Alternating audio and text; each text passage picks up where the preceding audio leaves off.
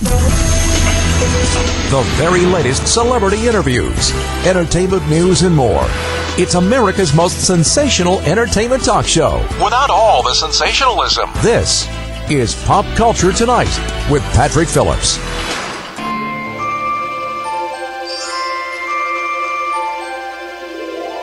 You're listening to Pop Culture Tonight with Patrick Phillips, your source for all things entertainment. An expert at continuity, Adam Michael James has a long history in the entertainment industry. He spent 2 years writing script coverage for film production companies and has experience writing continuity scripts for radio. His exposure to the television industry through his work as an agency assistant and background actor gives him a unique and qualified standpoint from which he wrote the Bewitched Continuum. This year marks the 50th anniversary of Bewitched, and joining us now by phone is the author of the Bewitched Continuum, Adam Michael James. It's a pleasure to welcome you into Pop Culture Tonight. How are you, Adam Michael? I'm just fine, Patrick. How are you doing tonight? I'm doing great, and you know, Adam Michael, there have been a lot of books written on the series. There's even another TV series, as I'm sure you know, in the works, but I can honestly say that I have never read a book like yours. What was it that inspired you to write the Bewitched Continuum? Well, I mean, the thing with me is I know that a lot of folks are really interested in the behind-the-scenes aspects, but the thing that I love about Bewitched, and that I think so many people love about Bewitched, is the story, is the fictional aspect and the magic. And there just really hadn't been anything like it yet. And as you mentioned, I have quite a bit of experience with continuity. So I'm terrible to watch movies with because I'm always going, wait a minute, she had cream in her coffee in the previous shot and she doesn't now. And that was the kind of thing I was starting to watch Bewitched through that lens. I mean, I've watched it ever since I was a child. But to watch it now through that particular lens, it was so fascinating. And I thought, you know, I can't be the only one who's going to find this interesting if I line up all the episodes and compare them. Can you give us kind of an example of what it is that you're looking for and what it is that you talk about in the book? Well, the main thing is I think every show, especially now, but there's always a set of rules. And when you're sitting down with that set of rules and you watch a show and the show suddenly goes against that rule, you may not always be able to pinpoint it, but you know something isn't quite right.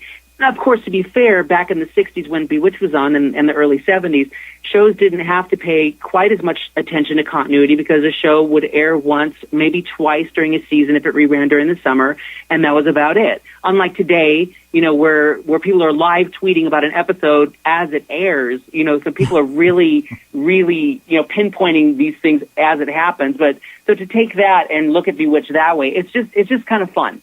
And it had to have been a challenge back then because, I mean, especially with this show, because they're doing a lot of camera starting, stopping, that kind of thing. So I'm assuming that probably had its own list of challenges in there as well. Oh, I would imagine so. I mean, like you said, it's all practical effects. It's not CGI like it is today. They also had deadlines. They had budgets, you know, all kinds of production things that can happen during the course of a week, and they only have, you know, so many days to shoot it.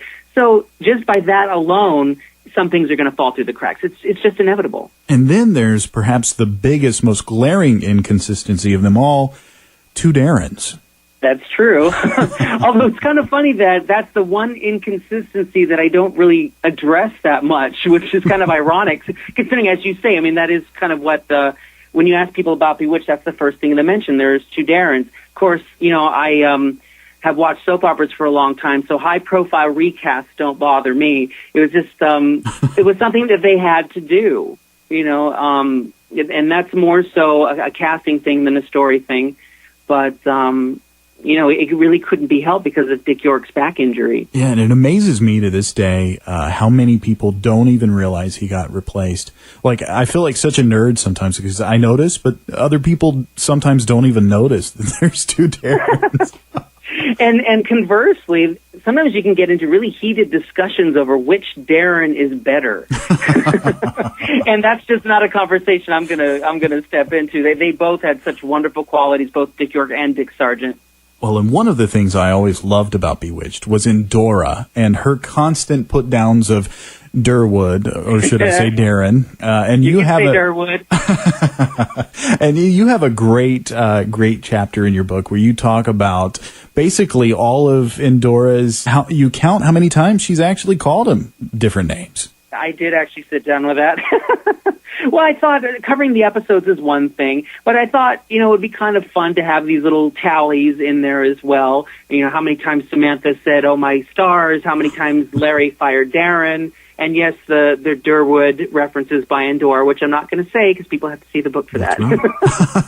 And then there's all of those wonderfully witchy illnesses that always pop up. Oh, yeah. Those are a lot of fun because I think they gave the actors a chance to play, especially Elizabeth Montgomery, because Samantha was usually the one coming down with the illnesses, just a chance to play something different and wild and crazy. And you give us a great best and worst episode list in the book as well. And I was wondering how you ranked each episode. Well, I actually printed out the names of episodes that came to mind, and then I cut them out and put them on my desk and started moving the pieces of the paper around to kind of emotionally what I felt was the best and worst. And mind you, it's like every other top 10 list. It's subjective. It's just my concept of what's best and worst. But I mean, there's no really bad episodes. It's just that, some episodes to me don't fit the Bewitched feel as well as other ones. And then, you do something that is really unique and really cool. And folks, if you don't get the book for any other reason, you've got to get it for this, because Bewitched, it never really had a proper send-off of any kind. And, of course, there were a lot of TV shows like I Dream a Genie, and it had a reunion episode, so to speak. But you actually wrote your own finale. Is that right? Yes, I did. My little series finale, just my concept of how the show might have ended. As you say, Bewitched did not have a proper finale. I don't think they realized that there wasn't going to be a 9th season. Shows today get lots of warning, when there's going to be wasn't there a show just this week that announced they were going to do a final season? Was it Hot in Cleveland, I believe. Yes. Mm-hmm. And that's what I mean. I mean, Friends, they had a big finale. Bewitched did not have that opportunity, so it ended on kind of a regular everyday episode. So yeah, I decided, just for the sake of completion, I would craft what I would do if I were going to do a series finale. That's fantastic. And can you talk to me a little bit about your process, putting the book together from start to finish? I mean, how long did this take you to do, and what was the research like? I mean, obviously you love Bewitched, but was there ever a moment where you said, "Oh my God, I can't sit through another episode"? I mean, what was it like? Well, I think there were moments where I was like, did Samantha really say, "Oh, my stars," this many times? Did I miscount it?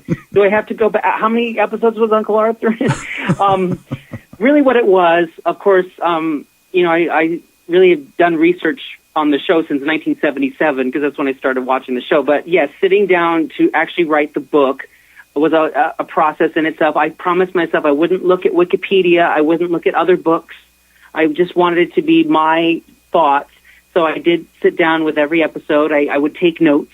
Just whatever came to mind, which involved, hitting the pause button a lot. And then I would go through and watch the episode a second time, just for the sake of writing a synopsis. So there was that. And then, of course, as you go through, I do call it the ultimate linear guide. So as you're watching episode 3, there's only episodes 2 and 1 to compare it to. Whereas you get up into episode 200, you've got 200 episodes to compare it to. Right. So I was always trying to go, now what episode? Oh, well, they mentioned this. What episode was that again? And sometimes I'd have to, go back through and write the episode numbers down and things like that. So it became a little bit more of a process toward the end. I think I would say it took about 8 or 9 months to do the initial pass. But, of course, there was proofreading and editing to do. And I think in some ways it felt like the editing took so much longer, because the creation is, when you create anything, it's just a wonderful process. But going back and editing can be really tedious, and you're just noticing every comma and starting to question everything you did. But I was very fortunate in that I had a wonderful editor, Herbie J. Pilato. He actually started it all by writing the Bewitched book in 1992, and so we just sort of connected. And he also wrote my foreword, and I was just really honored to work with him. And he kind of set me straight on a few tonal things. One of the things that I do every other week is I write opinion columns for SoapCentral.com regarding the soap, The Bold and the Beautiful. And it's a fun column because I can be kind of funny and snarky and what have you. And Sure. I did sort of do that in my initial draft of the Bewitched Continuum. And Herbie was like, well, that's great for your column, but this is Bewitched. It was a different time period, and so you cannot call Darren a jerk. Because sometimes he was. Yes, he was. Darren, that is, not Herbie. Right. And, right. Let's just be clear about that. And so as I realized Herbie was right, I went back through the beginning and took those references out, and then it just sort of colored the rest of the manuscript, which is fine because I really kind of wanted it to even just visually evoke the 60s and 70s, which I hope I pulled off. Well, it's the holidays. This is a great gift for anybody out there who is a Bewitched fan. The name of the book is The Bewitched Continuum. Its author, Adam Michael James. And you can get this book, I guess, anywhere the books are sold? Well, it's available online through Amazon and also through CreateSpace. Oh, perfect. Okay, good deal. And give out your website, if you would. Oh, of course. It's AdamMichaelJames.com. And all of the links are there, including not only the how to buy links, but I have a Facebook page devoted to the book and also a blog on which I kind of spoiler some of the first season episodes just so people kind of have an idea of the style and what's in it. So all those links are on AdamMichaelJames.com. Fantastic. Well, thank you so much for spending this bewitching evening with me. It's been magical, Patrick. I appreciate it, Adam Michael. And folks, again, the name of the book, The Bewitched Continuum. And if you'd like to find out more information, head over to AdamMichaelJames.com or our website where we've got some information posted right now at PopCultureTonight.com. Adam Michael, thank you so much. Happy holidays to you. Thank you. Happy holidays to you, too. It's been wonderful being here talking to you. Composer Matthew Llewellyn joins me in just a moment.